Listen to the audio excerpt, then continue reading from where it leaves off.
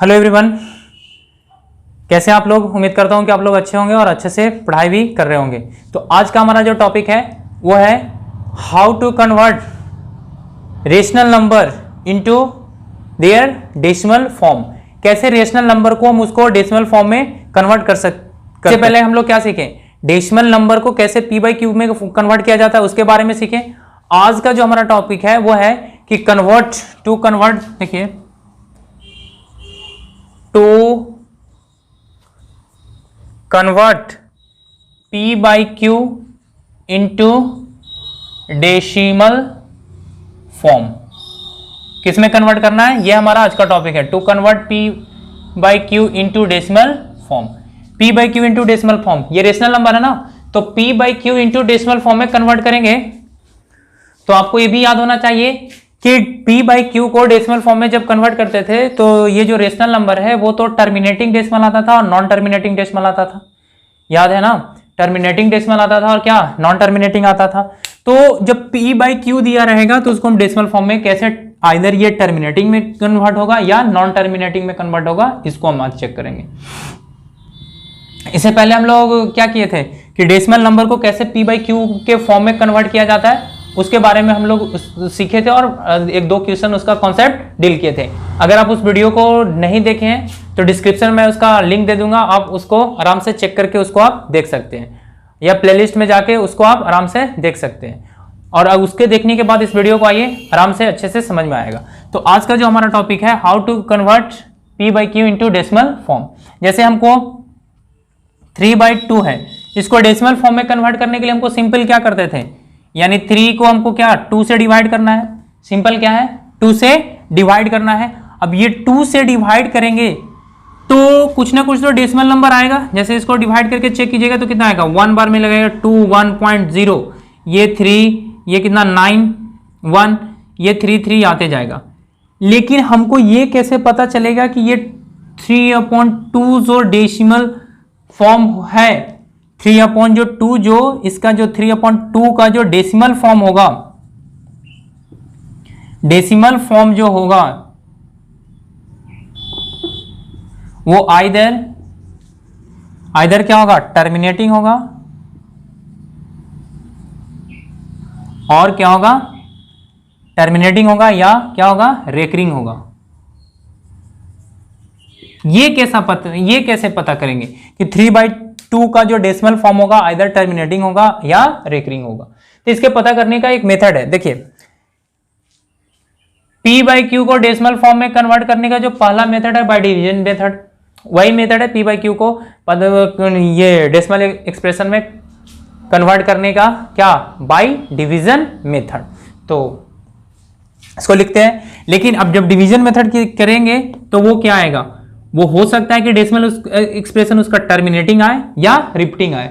तो टर्मिनेटिंग कब आएगा और रिपीटिंग कब आएगा, इसको चेक करने के लिए एक मेथड होता है। वो मेथड क्या होता है, जैसे p बाई क्यू है तो अगर टर्मिनेटिंग चेक करना है ना तो p बाई क्यू का, तो सिर्फ q का हम क्या करेंगे, प्राइम फैक्टराइजेशन करेंगे।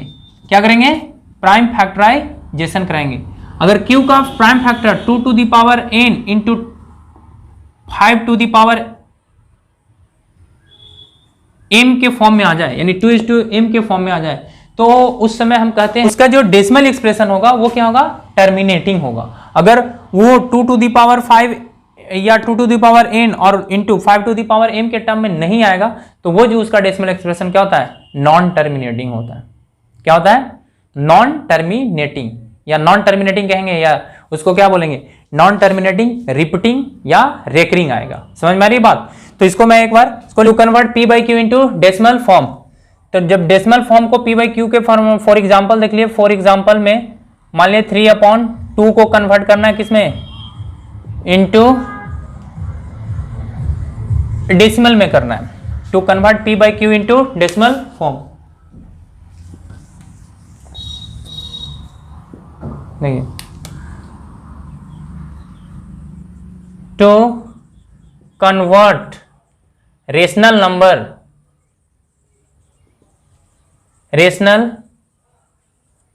Number p by Q into decimal form, then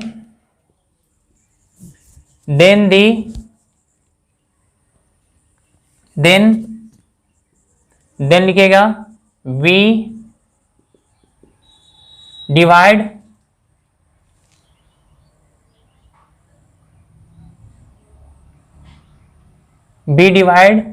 P from Q। क्या करेंगे, P को क्या करेंगे, डिवाइड करेंगे Q से। To convert rational number P by Q into decimal form, then V divide P from Q। P को क्या करेंगे, Q से डिवाइड करेंगे। बात आई समझ में? P को क्या करेंगे, Q से डिवाइड करेंगे। एंड दिस कंडीशन क्या मिलेगा आपको, अब ये Q जब रेशनल नंबर को P बाई Q के में कन्वर्ट कर लेंगे, तो अब देखिए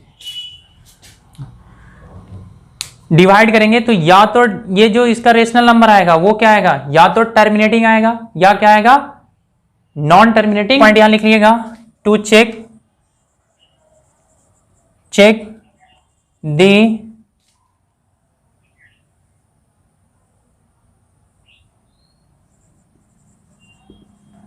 decimal expressions of P by Q is terminating, to check the decimal expressions of P by Q is terminating। अगर हमको इस डेसिमल एक्सप्रेशन को अगर चेक करना हो कि वो टर्मिनेटिंग होगा या नॉन टर्मिनेटिंग होगा, उसके लिए हमको क्या करना है, to check the decimal expressions of P by Q is terminating, then the Q is in the form of क्या होना चाहिए, 2:5 के फॉर्म में होना चाहिए, यानी 2 टू दी पावर m या n, कोई भी लिख सकते हैं, मतलब डिफरेंट होना चाहिए, सेम भी होगा तो कोई दिक्कत नहीं है। 2 टू दी पावर m और n के बीच में होना चाहिए, इस फॉर्म में होना चाहिए। तब हम कहेंगे कि जो P बाई Q जो दिया रहेगा वो क्या होगा, आपका टर्मिनेटिंग डेसिमल होगा। अगर 2:5 के टर्म में नहीं आए तो वो क्या होगा, आपका नॉन टर्मिनेटिंग रिपीटिंग होगा। जैसे फॉर एग्जांपल देख लीजिए, फॉर एग्जांपल मैं एक एग्जांपल लेता हूं, देखिए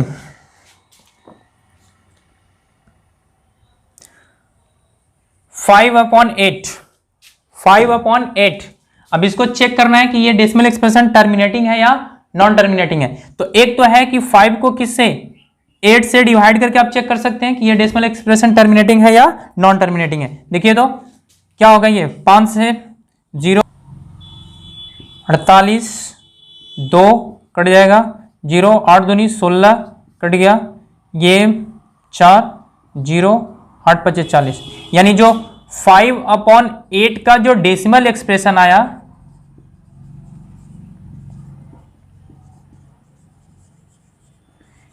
आया, वो क्या आया,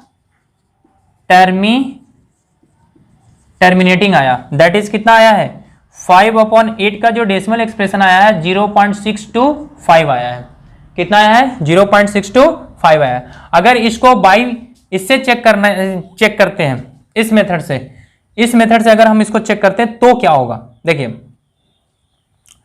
ये होता है डिवीजन मेथड। ये क्या है, बाई डिवीजन मेथड से इसको चेक किए, ये डिवीजन मेथड से चेक हुआ। अब देखिए तो लिखेगा to check the decimal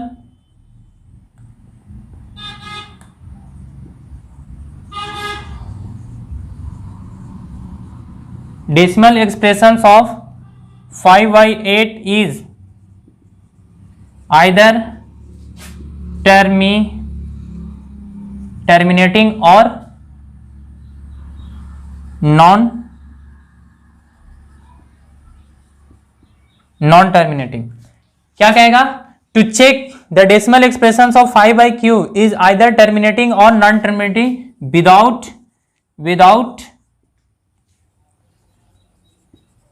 actual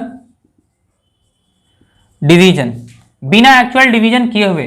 तो इस कंडीशन में हम क्या करेंगे, डिनोमिनेटर का क्या करेंगे, हम प्राइम फैक्टराइजेशन करेंगे। तो डिनोमिनेटर का जब प्राइम फैक्टराइजेशन करेंगे और उसको हमको किस फॉर्म में लाना होगा, इसके फॉर्म में। अगर इसके फॉर्म में आ गया डिनोमिनेटर तो ये जो होगा 5/8 वो कैसा डेसिमल एक्सप्रेशन होगा, इसका टर्मिनेटिंग डेसिमल एक्सप्रेशन होगा। अगर 5/8 का 2:5 के टर्म में नहीं आया तो उसको हम क्या कह सकते हैं, नॉन टर्मिनेटिंग डेसिमल एक्सप्रेशन। यानी नॉन टर्मिनेटिंग में क्या आता है आपका, रिपीटिंग और रिकरिंग डेसिमल एक्सप्रेशन आ सकता है। समझ में आई बात। तो इसको देखिए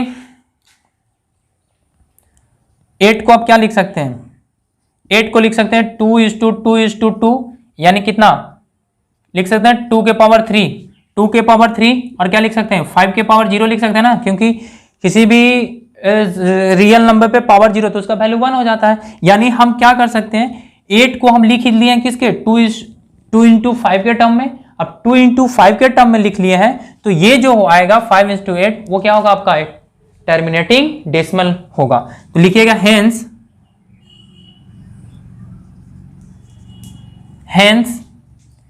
8 hence denominator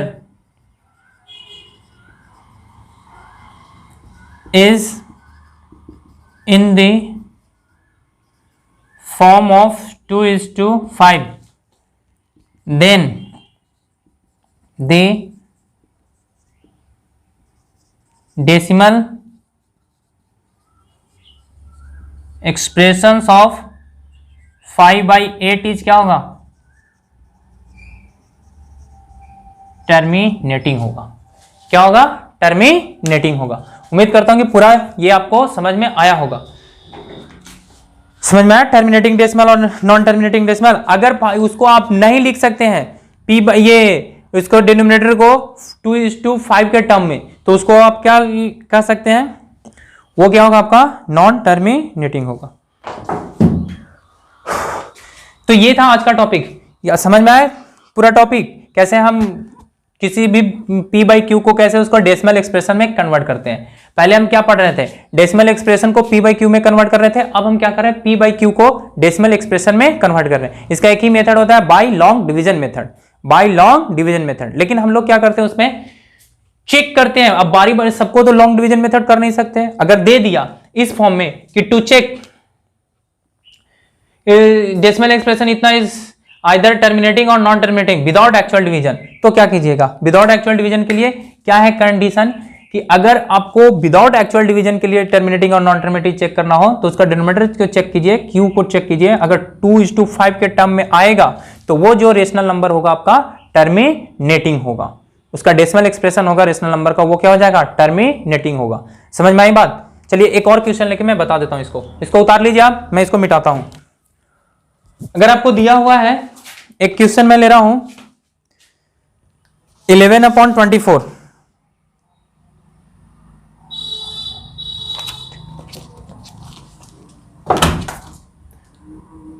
11/24 क्वेश्चन है ये।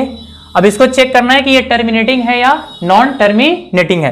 तो क्या करेंगे, 24 का प्राइम फैक्टराइजेशन करेंगे। तो 24 का प्राइम फैक्टराइजेशन कितना होगा, प्राइम फैक्टर करने आता ना आपको। देखिए 24 का अगर प्राइम फैक्टर नहीं करने आता तो सीख लीजिए। देखिए 2 से इसको सबसे लोवेस्ट प्राइम से इसको क्या करेंगे, पहली बार डिवाइड करेंगे, ये 12 आएगा, फिर 2 से ये 6 आएगा, फिर 2 से ये कितना आएगा 3 आएगा।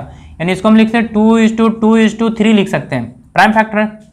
अब ये 24 का जो प्राइम फैक्टर किए हैं वो किस फॉर्म में आया है, 3 के फॉर्म में आया है। 5 है यहाँ पे 2:3 के फॉर्म में आ गया। लिखिएगा hence the denominator are not in the form of, hence the denominator is not in the form of 2:5, hence then 11/24 is क्या है, नॉन टर्मिनेटिंग नंबर है। 11/24 क्या है, नॉन टर्मिनेटिंग नंबर है। ये प्राइम फैक्टराइजेशन करने का ये मेथड होता है, इस तरह से प्राइम फैक्टर किया जाता है। बात आई समझ में पूरी। तो ये आपका एनसीईआरटी में क्वेश्चन पूछता है इस तरह से कि विदाउट एक्चुअल डिवीजन चेक कीजिए कि कौन सा क्वेश्चन टर्मिनेटिंग है और कौन सा क्वेश्चन नॉन टर्मिनेटिंग है। उम्मीद करता हूं कि पूरा वीडियो समझ में आया होगा। तो तो ये था आज का सेशन। आज के लिए बस इतना ही, फिर मिलते हैं नेक्स्ट वीडियो में। तब तक के लिए आप अपने दोस्तों के साथ इस वीडियो को शेयर कीजिए, और वीडियो पसंद आए तो लाइक करना ना भूलें, और चैनल को पहली बार देख रहे हैं तो चैनल को सब्सक्राइब कर लिए। तो फिर मिलते हैं नेक्स्ट वीडियो में, तब तक के लिए bye class, bye, thank you.